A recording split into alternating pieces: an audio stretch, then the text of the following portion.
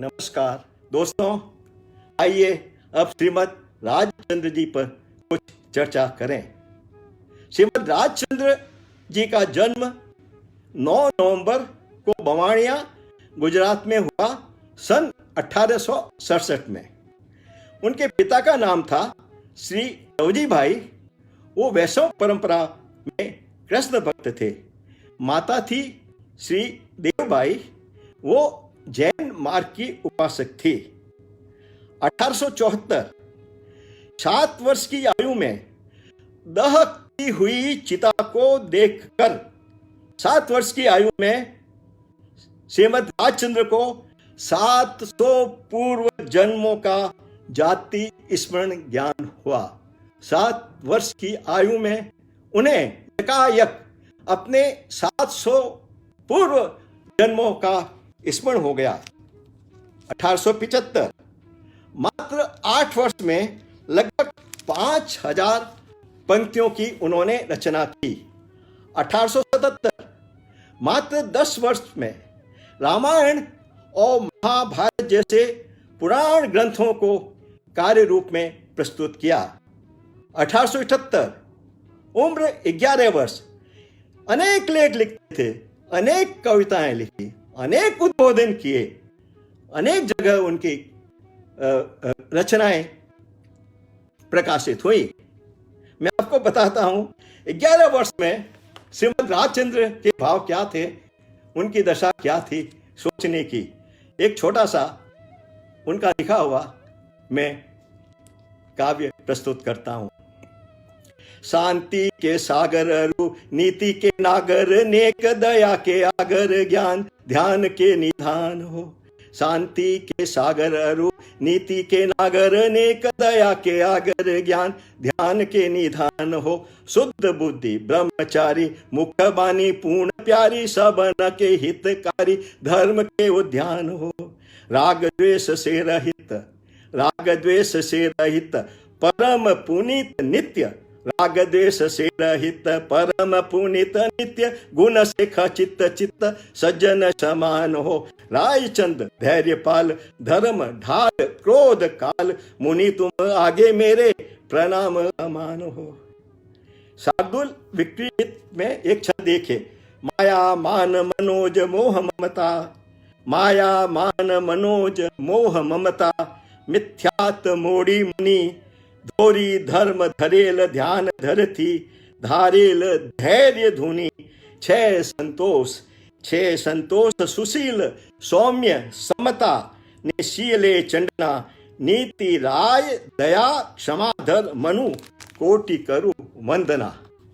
1881 से 1883 15 वर्ष की आयु में तत्व विचार की गंगा की जगह उनके मन मस्तिष्क में सागर हिलोरे ले रहा था। उन्होंने वैराग्य व तत्व विचार ग्रंथों का खूब अध्ययन किया, बहुत कुछ लिखा, बहुत अध्ययन किया और जीवन में अभ्यास भी किया। एक कविता प्रस्तुत करता हूं मैं। आयु 15 वर्ष, बहु पुण्य केरा पुंज थी, शुभ देह मानव नो मल्यो, तो अरे भव चक्र नो आटो नहीं एक टल्यो।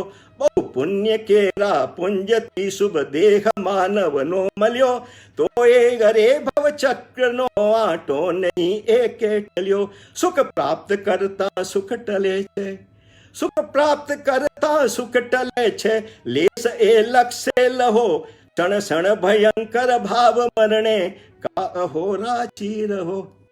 अगली पंक्तियां महात्मा गांधी को बहुत प्रिय थी और अक्सर उसको गुण बनाते थे।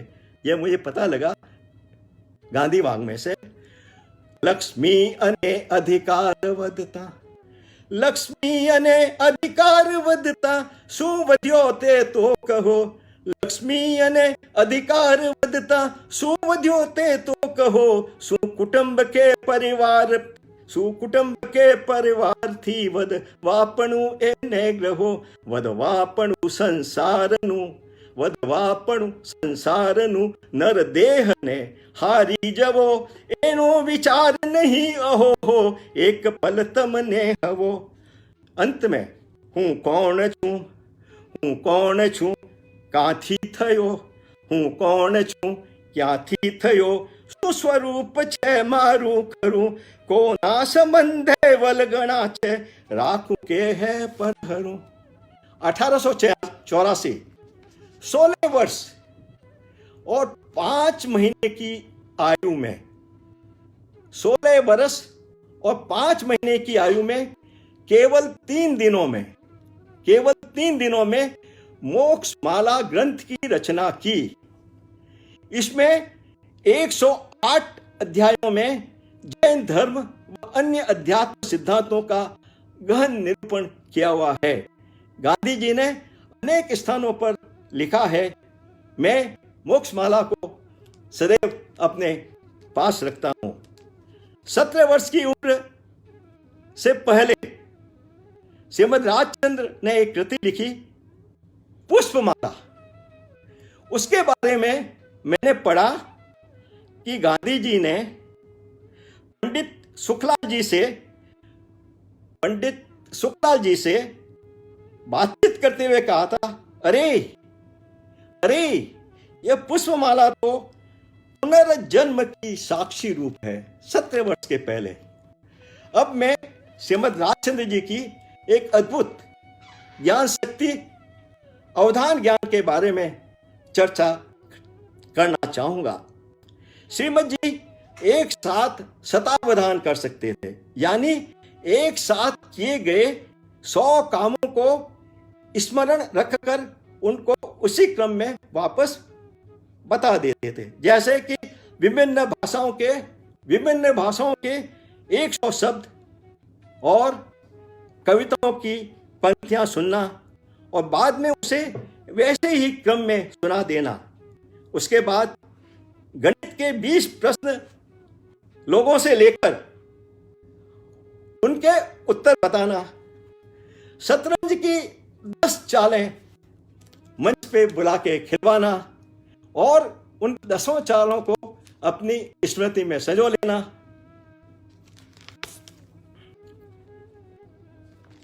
इस तरह जो शतावधान उन्होंने किया, तो इसका एक प्रदर्शन 19 वर्ष की आयु में उन्होंने बंबई के कवासी ऑडिटोरियम में किया. उस अवधान समारोह की अध्यक्षता करने के लिए उस समय के बंबई न्यायालय के चीफ जस्टिस आए और गांधी जी ने 1 घंटे तक हॉल में बैठे हुए सभी आमंत्रित सज्जनों से प्रश्न और घटनाएं करने को कहा. 1 घंटे तक ये कार्यक्रम चलता रहा. 1 घंटे के बाद उन्होंने सिलसिलेवार सभी बातें बता दी.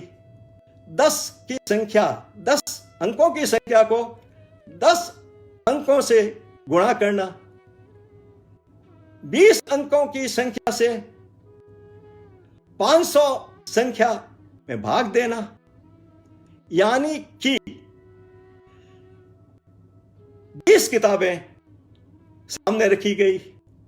20 किताबों के लेखकों के नाम उन्हें बताए गए. श्रीमद जी की आंखों पे पट्टी बांध दी गई. वो केवल पुस्तकों के स्पर्श मात्र से 20 पुस्तकों की ढेली में से नंबर 1 की ये पुस्तक, इसका लेखक ये, नंबर 2 पुस्तक ये थी, इसका लेखक ये, नंबर 3 पुस्तक ये थी, इसका लेखक ये. 20 पुस्तकों का आंखों में पट्टी बंधी हुई थी. केवल स्पर्श करके अपनी स्पर्श भावना से उन्होंने अचंभित कर दिया. तो उस अवधान कार्यक्रम में उस समय के सबसे धनी जमशेदजी नसरबान जी टाटा भी आए थे. वो बड़े प्रभावित हुए. 19 वर्ष के श्रीमद को वो अपने घर में ले गए. जबरदस्त नया मकान उन्होंने उसी साल में बनाया था। उन्होंने दिखाया कितना भव्य मकान था। आप कल्पना कर सकते हैं, सबसे रईस जमशेदजी नसरवान जी का। अब मैं क्या उसका विवरण करूं, मिनटों लग जाएंगे।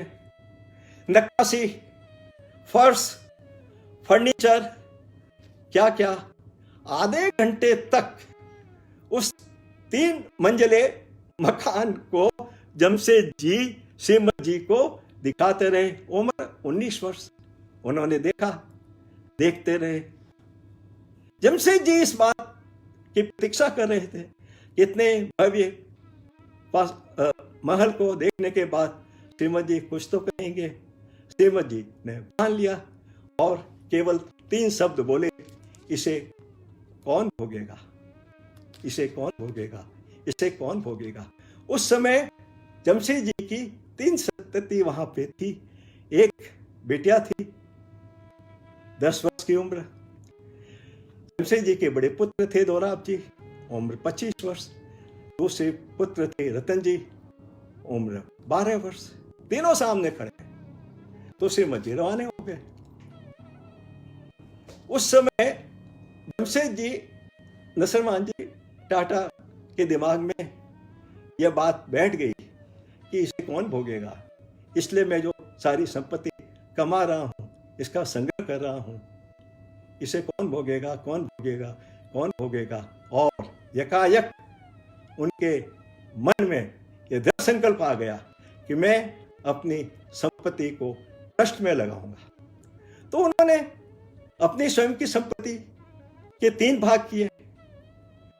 पूरे भाग करने के पहले उनके यहाँ जो कर्मचारी थे, दरबान थे, माली थे, भोजन बनाने वाले थे, उनके सबकी उन्होंने परिवार के सदस्यों की संख्या याद की और बहुत सारी संपत्ति सबको दे दी। उसके बाद में उन्होंने अपनी संपत्ति के विल में 3 हिस्से किए। एक दोराब जी के नाम, एक रतन टाटा के नाम और एक national institute of science Bangalore के नाम। विल हो गई। अब विल के बाद में आय तो होती थी, तो जितनी आय होती थी वो national institute of science Bangalore में बढ़ाते गए। उनकी दिव्य इच्छा थी कि एक ऐसा संस्थान बने जो कि अपने आप में भव्य हो। उस समय जो वायसराय थे, उनके बड़े मित्र थे। उन्होंने कहा इसकी स्वीकृति दे दीजिए। तो उन्होंने कहा कि जमशेद जी, आपका दिमाग किस चक्कर में है, यहां कौन पढ़ने के लिए आएंगे। तो जमशेद जी ने कहा ये बात तो छोड़िए, मैंने तो अपना संकल्प कर लिया है। तो उन्होंने कहा चलो आप भी जाएंगे। तो वो करेंगे क्या। फिर भी उनके मन में दृढ़ निश्चय था।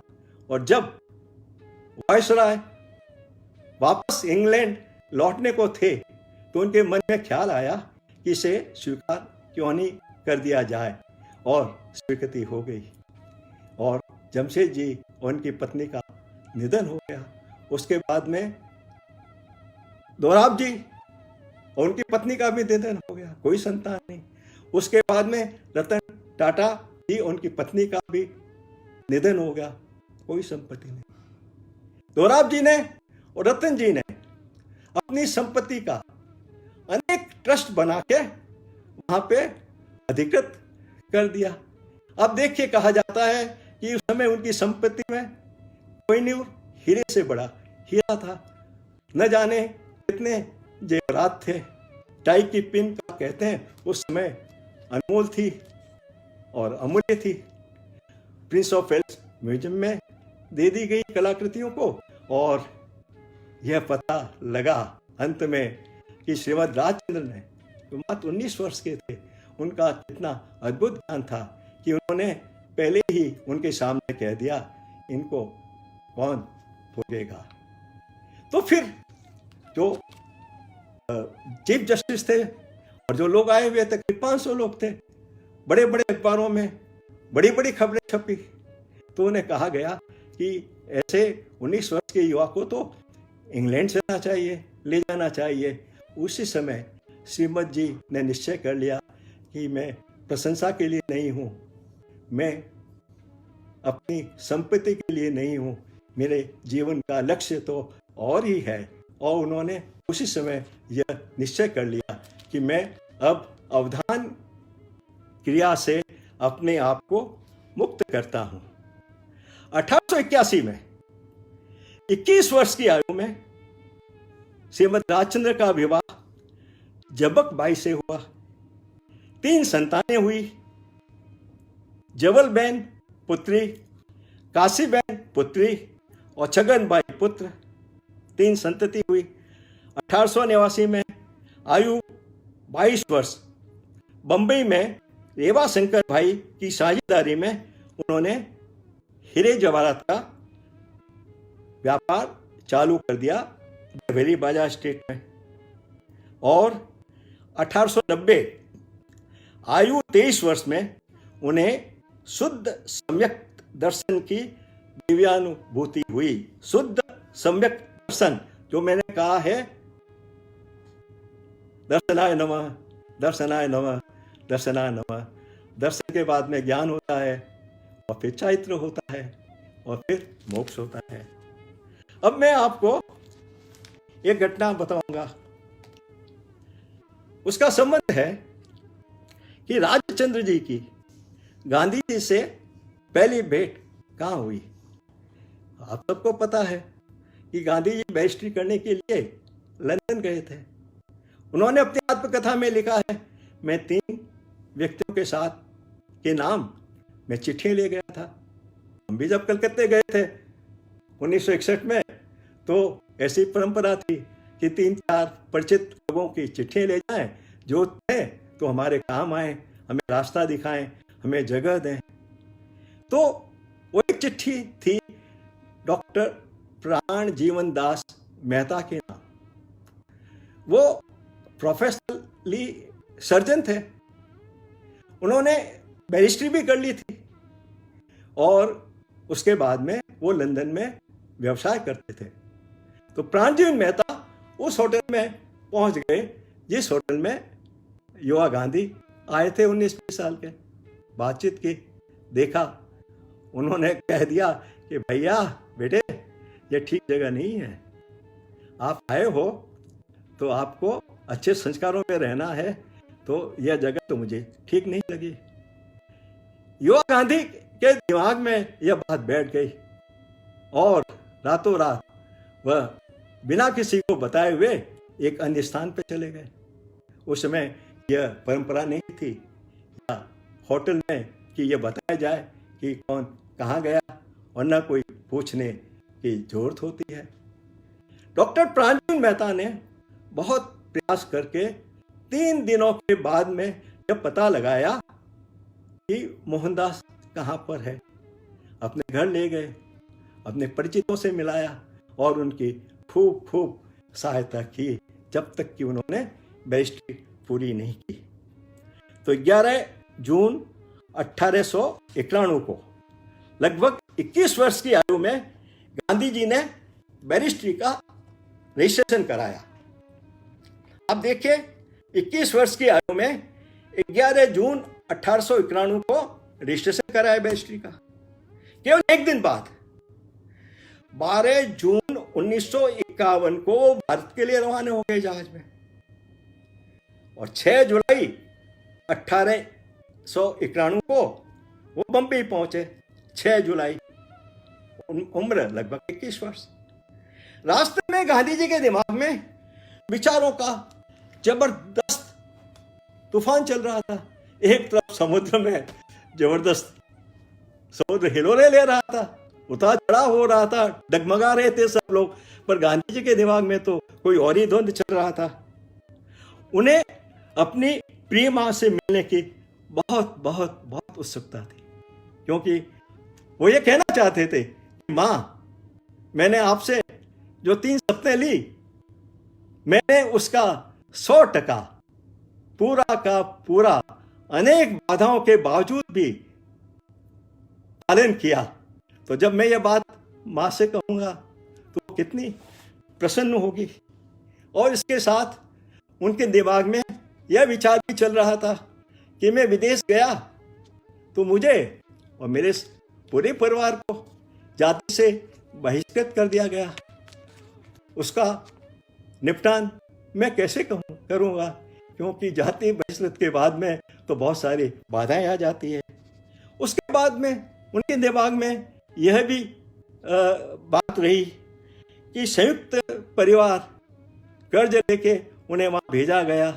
जाति बहिष्कृत के बाद में बहुत सारी आमदनी की संभावना भी कम हो गई थी, बहुत गरीबी में परिवार था। तो मैं अब चूंकि बैरिस्टर बन गया हूँ तो किस तरह से मैं अपने परिवार को आर्थिक रूप से समृद्ध करूँगा। ये सारी बातें कि उथल पुथल उनके दिमाग में चल रही थी। पर सबसे महत्वपूर्ण बात थी कि अपनी प्रिय माँ से मिलना चाहते थे। तो जहाज पर बंबई में उन्हें लेने के लिए डॉक्टर प्राण जीवन दास मेहता पहुंचे, जो कि बंबई के निवासी थे। प्राण जीवन मेहता उन्हें अपने घर ले गए, जहाँ पर कि श्रीमद राजचंद्र जी रहते थे। श्रीमद राजचंद्र डॉक्टर प्राणजीवन दास मेहता के बड़े भाई के दामाद थे। तो श्रीमद राजचंद्र घर में थे, प्राणजीवन दास युवा गांधी को लेकर घर में पहुंचे और साथ में उनके बड़े भाई लक्ष्मीदास भी थे। घर पहुंचे, लक्ष्मीदास तो बहुत घबराए हुए थे, घर के सभी लोग घबराए हुए थे कि अब युवा मोहनदास घर में आ गया है तो कैसे निपटा जाए। उनकी प्रिय माता का निधन तो 6 महीने पहले हो चुका था, 6 महीने पहले निधन हो गया था। और यह सूचना युवा मोहनदास के पास पहुंचाने की किसी की हिम्मत नहीं थी, क्योंकि उन्हें पता था कि अगर यह समाचार लंदन में युवा मोहनदास सुनेगा न जाने क्या कर बैठेगा। तो उन्होंने सोचा कि चलो इसे बैरिस्ट्री की परीक्षा उत्तीर्ण करने दें। तो चूंकि लक्ष्मीदास उनके बड़े भाई थे, उन्होंने संवाद दिया, क्योंकि रीति यह है कि जो घर में सबसे बड़ा होता है वही संवाद देता है। तो उन्होंने कहा, मोहनदास माता जी का निधन हो गया। यह सुनते ही गांधी, युवा गांधी 21-22 वर्ष के, हक्के बक्के हो गए, अपने को संभाल नहीं पाए, गिरने को थे। उनके पास में खड़े थे उनसे लगभग 2 वर्ष बड़े श्रीमद राजचंद्र। उन्होंने मोहनदास के कंधे पे हाथ दिया, उनको संभाला और कहा, भैया आना जाना तो दुनिया में लगा रहता है, जो आता है और वो जाता है। आपको इस बात की प्रसन्नता है कि आपने उनके वचनों का पूरा पालन किया, आप इसे भूल जाइए। एक बात कहने से रह गया कि यह संवाद देने के पहले कि माता जी का निधन हो गया, डॉक्टर प्राणजीवन मेहता और उनके भाई, उन्होंने कहा कि यह संवाद सुनाने के पहले गांधी जी के दिमाग को थोड़ा सा और तरफ ले जाया जाए। तो उन्होंने कहा, मोहनदास तुम कितनी भाषा जानते हो? तो मैं तो 9 भाषाएं जानता हूं, कि बोलो कुछ शब्द। बोले उन्होंने, कहा इसे नोट कर लो। कुछ कविता जानते हो? कि मैं जानता हूं, लिखो। इस तरह 7-8-10 मिनट तक गांधी जी से प्रश्नोत्तर होते गए और वो बोलते गए। फिर क्या था, 10 मिनट के बाद में श्रीमद राजचंद्र ने हूबहू वो सारी चीजें कई बार सुना दी। टाई, सूट बूट, बैरिस्ट्री किया हुआ मोहनदास अपने सारे होश हवास को खो बैठा और उसे लगा कि मेरे सामने जो ये युवा है वह कितना कुशाग्र बुद्धि का है, मुझे व्यर्थ ही अपनी बैरिस्ट्री पे और अपने ज्ञान पे अभिमान है। फिर मैं आपको कहानी सुनाता हूं। गांधी जी तो आए थे नए नए, अभी उनका रजिस्ट्रेशन भी नहीं हुआ था। सोच रहे थे राजकोट जाऊंगा, कुछ काम करूंगा और घर बार देखूंगा और कुछ वकालत चालू करूंगा। पर जितने दिनों में ये व्यवस्था हुई वो हमेशा श्रीमद राजचंद्र जी की पीढ़ी पे जो जवेरी बाजार में थी चले जाते थे। मोहनदास उम्र भी तो ठीक थी ना, युवा 21-22 वर्ष था और श्रीमद जी 24-25 वर्ष के, 23-24 वर्ष के, 2 वर्ष का अंतर था। वो देखते थे कि ये राजचंद्र गजब है, व्यवसाय करता है, लोग आते हैं, बातचीत करते हैं, सौदा करते हैं और उसके बाद में क्या करता है, इनके टेबल पे एक पुस्तक है, एक वो कलम है और एक डायरी है। वो लिखते रहते हैं। मतलब जो सौदा हुआ, जैसे ही ग्राहक गया वो अपने पढ़ने में लग जाते थे, लिखने में जाने लग जाते थे। तो मोहनदास ने कहा, आप ये क्या कर रहे हैं? तो उन्होंने कहा कि मेरे पास में जितने पत्र आते हैं मैं उनका जवाब देता हूं और इन पत्रों को पढ़ के जो साधक लोग हैं फिर प्रश्न करते हैं तो मैं फिर उसका जवाब देता हूं। देखिए मेरे पास में कितनी पुस्तकें पढ़ी हुई है, मैं पढ़ता रहता हूं, पत्र आते हैं उसी दिन मैं उसको जवाब दे देता हूं। तो गांधी देखते रहे, काम तो कुछ था नहीं, समय व्यतीत करना था, वहां चले जाते थे, बैठ जाते थे और देखते रहते थे।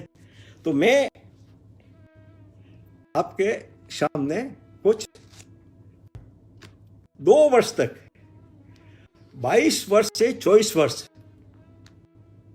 के मोहनदास और 25-26 वर्ष के युवा श्रीमद राजचंद्र से इस दौरान गांधी जी के गहन आत्मीय संबंधों की मजबूत नींव पड़ी। यह एक पुस्तक है, इसका नाम है श्रीमद राजचंद्र। श्रीमद राजचंद्र के वचनामृत हैं और उसमें करीब 800 पत्र हैं जो कि श्रीमद जी ने लिखे थे और उनके डायरी के पृष्ठ भी हैं और उनके जो भक्त लोग थे श्रीमद जी जो व्याख्यान देते थे उसकी नोंद भी कर लेते थे, वो भी इसमें है। श्रीमद जी डायरी लिखते थे, वो भी इसमें है। तो यह 850 पृष्ठ की पुस्तक है। इसमें से मैंने उस 2 वर्ष के दौरान 22 वर्ष से 24 वर्ष की अवधि के जितने पत्र लिखे हुए हैं मैंने गहराई से उसका अध्ययन किया, अभी भी किया मैंने केवल इस दौरान का। इस 1931 में प्रकाशित 1931 में प्रकाशित राजचंद्र वचनामृत के 955 पत्रों में से इस कालावधि के पत्रों का मैंने बारीकी से अध्ययन किया और आश्चर्य हुआ मुझे कि इनमें अनेकों बार, इन पत्रों में सैकड़ों बार जिन शब्दों का उपयोग हुआ है, अहिंसा, अपरिग्रह, अनेकांत, संयम, साधना, क्षमा, करुणा, इसके अतिरिक्त सत्य, सत्पुरुष, सत्य, सत्यशास्त्र, सत्संग, सद्गुरु, समता, समदर्शिता, सद्व्यवहार और सम्यक दर्शन, सम्यक ज्ञान, सम्यक चारित्र, सम्यकत्व पर विस्तृत गहन चर्चा है। इनके जो श्रीमद जी के मानने वाले साधक थे उन्हें पत्र लिखते थे। आप देखिए 2 वर्ष में कितने पत्र आए होंगे और कितने बार। तो गांधी जी वहां बैठते थे तो उन्होंने कहा वाह वाह वाह, मेरा ज्ञान तो ऐसा धरा का धरा रहने लायक है। इसका जैसा कि मैंने पहले उल्लेख किया है, उनके जीवन में, मोहनदास गांधी के जीवन में अध्यात्म की गहरी छाप पड़ी। और गांधी वाङ्मय में मैंने एक जगह पढ़ा है कि गांधी जी ने इस बात का उल्लेख किया है कि श्रीमद जी ने कहा कि अध्यात्म धर्म का बाड़ा नहीं है, अध्यात्म का रास्ता अपने आप का रास्ता है और धर्म का रास्ता अपने आप का रास्ता है। लीजिए 6 जुलाई 1891 से 19 अप्रैल 1893 के बीच में मोहनदास गांधी की उपस्थिति में जो पत्र लिखे गए मैं आपके सामने प्रस्तुत करता हूं। पत्रांक 218। श्रीमद जी लिखते हैं, सर्वात्मा हरि को नमस्कार। सत है, सरल है, सुगम है, उसकी प्राप्ति सर्वत्र होती है। सत है, काल से उसे बाधा नहीं है, वह सबका अधिष्ठान है, वाणी से अकथ्य है, उसकी प्राप्ति होती है और उस प्राप्ति का उपाय है। मोक्ष जितने स्थान में बताया वह सत्य है। कर्म से, भ्रांति से अथवा माया से छूटना यह मोक्ष है। यह मोक्ष की शब्द व्याख्या है। एक दूसरा पत्र मैं आपको सुनाता हूं, उसी दौरान का पत्रांक 166। सत्पुरुष के एक एक वाक्य में, सत्पुरुष के एक एक वाक्य में, एक एक शब्द में अनंत आगम निहित है।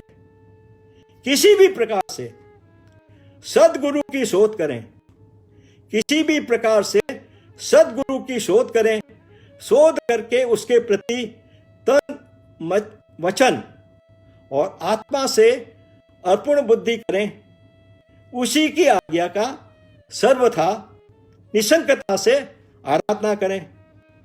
सत मिला नहीं, सत सुना नहीं और सत्य की श्रद्धा की नहीं तो और इसके मिलने जुलने, सुनने और श्रद्धा करने पर ही छुटकारे की गूंज आत्मा में उठेगी। मोक्ष का मार्ग बाहर नहीं परंतु आत्मा में है। मार्ग को प्राप्त पुरुष मार्ग को प्राप्त कराएगा। देखिए लंदन में टाई कोट बूट सूट पहनने वाला, बेइज्जती करने वाला, सत्य के समुद्र में गोते लगाने लगा और काम तो था नहीं उनके पास में। कुछ जिज्ञासा भी थी, युवा थे, तो एक युवा की दूसरी युवा के साथ में मुझे लगता है कि इन पत्रों के बारे में, इन शब्दों के बारे में विस्तृत चर्चा भी की होगी। अब मैं अंत में एक मुझे बहुत अच्छा पत्र लगा, उसे मैं प्रस्तुत करता हूं, 3 लाइनों का, केवल 3 लाइन है। पत्रांक 174। हेडिंग है संत की शरण में जा। संत की शरण में जा। बंबई, कार्तिक 5 सोमवार, विक्रम संवत 1947। लिखते हैं, सत्संग यह बड़े से बड़ा साधन है। अभी अनंत चैनल पर श्रीमद राजचंद्र मिशन के संस्थापक राकेश भाई संयोगवश इसी पत्रांक 174 की चर्चा कर रहे हैं। संयोग देखिए, सत्संग यह बड़े से बड़ा साधन है। सत्संग की श्रद्धा बिना छुटकारा नहीं। सत्पुरुष की श्रद्धा के बिना छुटकारा नहीं। फिर गांधी जी निकल जाते हैं दक्षिण अफ्रीका की तरफ। 19 अप्रैल 1893 से 1901 तक, जब तक कि श्रीमद विद्यमान थे, कहते हैं उन्होंने, गांधी जी ने स्वयं लिखा है कि मेरे पास में कोई भी शंकाएं होती थी तो मैं गांधी जी को पत्र लिखता था, और उसकी संख्या लगभग 200 थी। कहा जाता है कि श्रीमद गांधी जी ने श्रीमद राजचंद्र के एक काव्य आत्मसिद्धि शास्त्र की अंग्रेजी में सबसे पहले उसका अनुवाद किया, और वह पहला अनुवाद और ये 200 पत्र इसी तरह से हो गए। अब मैं आपको आत्मसिद्धि शास्त्र के बारे में कुछ बात करना चाहूंगा। पत्रांक 718 22 अक्टूबर 1896 को श्रीमद राजचंद्र ने नाडियाद में केवल 96 मिनट में 142 पद की रचना की, आत्मसिद्धि शास्त्र। और मुझे आश्चर्य हुआ कि जो पत्रांक 718 है उसके ठीक पहले पत्रांक 717 में गांधी जी के जिस अंतिम पत्र का उत्तर श्रीमद में दिया, उसकी पत्र संख्या है 717, जो इस महात्मा में दिया हुआ है। एक बड़ी आश्चर्य की बात, इन 800-900 पत्रों में कहीं पर भी मैंने नहीं देखा कि श्रीमद जी ने किसी के लिए ऐसे शब्दों का प्रयोग किया हो। तो गांधी जी के बारे में कहा पत्रांक 717, ठीक 718 आत्मसिद्धि के लिखने के 2-4 दिन पूर्व उसमें लिखते हैं, गांधी जी का पत्र संबोधन करते हैं आत्मार्थी भाई। मतलब गांधी जी को बोध हो गया था, जब श्रीमद जी को बोध हो गया था कि जब गांधी जी अफ्रीका में थे, जो पत्र व्यवहार हो रहा था, केवल 3 पत्र उपलब्ध हैं जो इस पुस्तक महात्मा में दिए हुए हैं। मुझे बड़ा सुखद आश्चर्य हुआ। आत्मार्थी, मैंने जो सारी चर्चाएं की है, 2 वर्षों के निकट संपर्क से श्रीमद जी को यह बोध हो गया था कि ये मोहनदास तो आत्मार्थी है। उसकी व्याख्या तो अभी हम नहीं करेंगे यहाँ पे। आत्मार्थी कुछ पंक्तियों में मैंने बता भी दी है। और फिर भाई, आत्मार्थी भाई मोहनदास के प्रति डरबन